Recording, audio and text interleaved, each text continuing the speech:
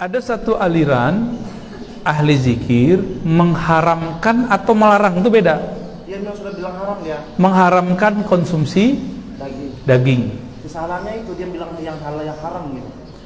Kalau ahli zikir mengharamkan daging, berarti dia tidak tahu apa yang disebut zikir.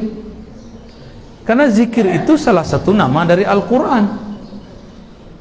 Di dalam Al-Quran dihalalkan daging atau bukan? Dengan syarat disembelih. Ya, kalau ikan perlu disembelih nggak? Enggak. Jadi kalau ada orang menghalalkan yang haram dan dia sadar, itu kafir. Kalau dia tahu, barangkali kelompok zikir yang tersebut salah terima atau salah ibarat dari gurunya. Kalau sedang latihan zikir, sebaiknya tidak makan daging. Itu ada penjelasannya Pak, ditulis oleh imam di Mekah, salah namanya Sulaiman Zuhdi. Sulaiman bin Hasan Zuhdi, beliau guru di Jabal Abi Qubais depan Masjidil Haram, menulis kitab Rasail, dikirim ke ulama di meninjau, dikirim kalam itu ke Syekh Muhammad Jamil Situjuh Barulah ya.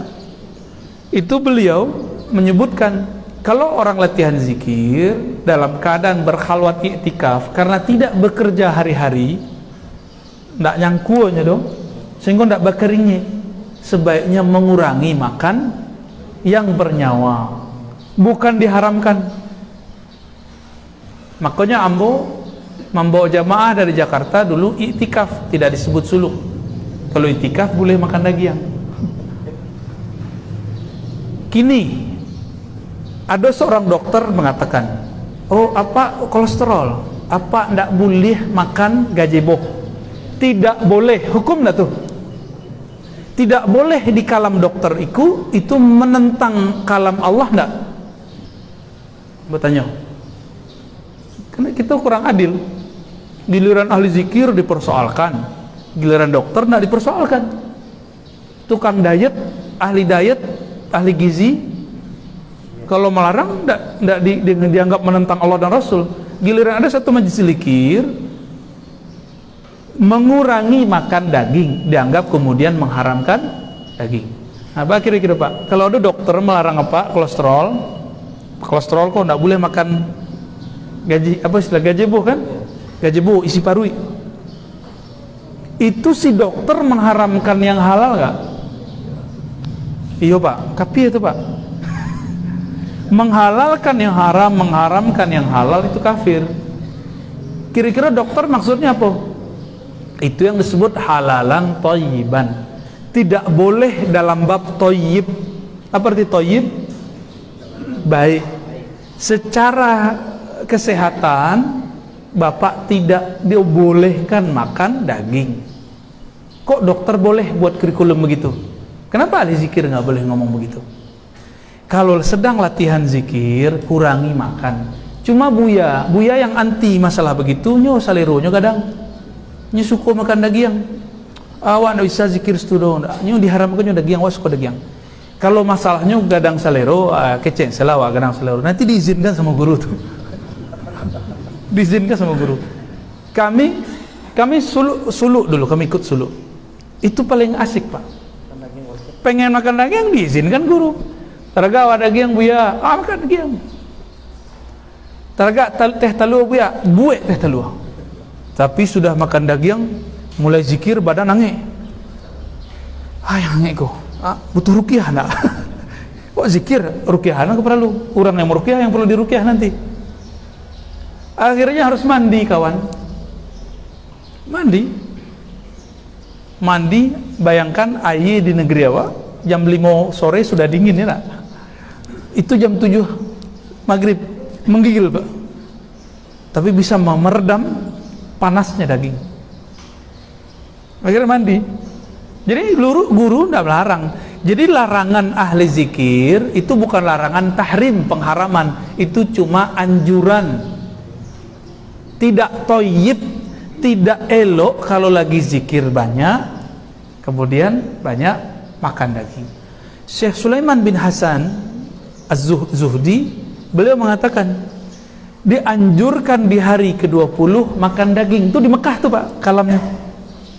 Bukan orang Lintau tuh namanya. Ya. Di Mekah. Jadi beliau berkalam begitu. Diambillah kalam itu dari Imam Maulana Khalid, maka disebutlah Naqsyabandiyah Khalidiyah. Apa sebab? Enggak disebutkan di kitab.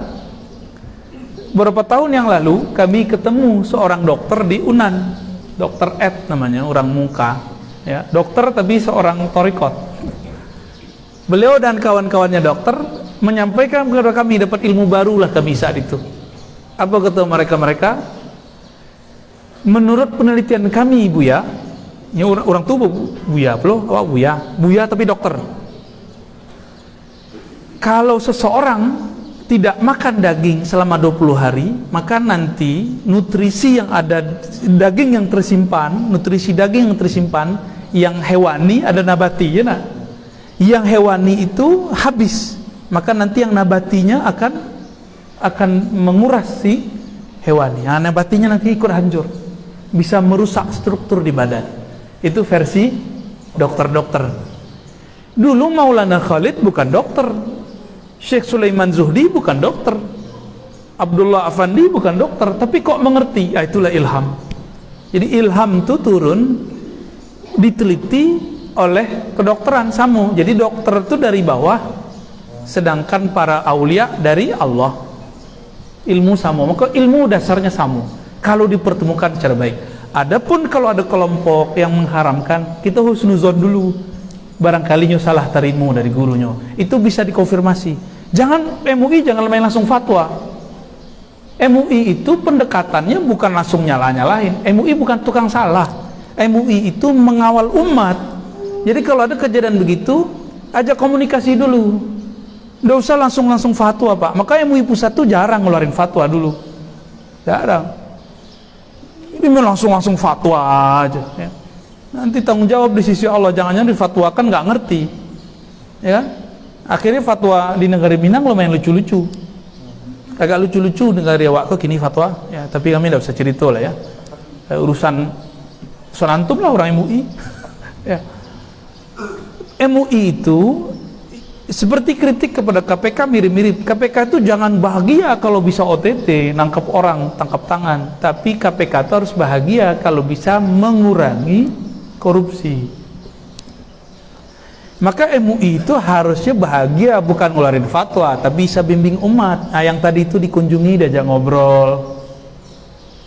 Setelah dikunjungi, dipanggil. Jangan main langsung panggil-panggil. Orang itu kan, kamu siapa? Kamu MUI. Ya saya nggak ngakuin Anda sebagai MUI. Kan bisa begitu. Datangin Pak, disapa. Kalau kita ini jadi orang tua umat, datangi anak-anak. Umat tuh datangi. Jangan sombong. Belusukan lah. Jangan cuma politik aja yang belusukan. Ya. Silaturahmi Pak, silaturahmi. Nabi kan suka belusukan. Ya. Ya.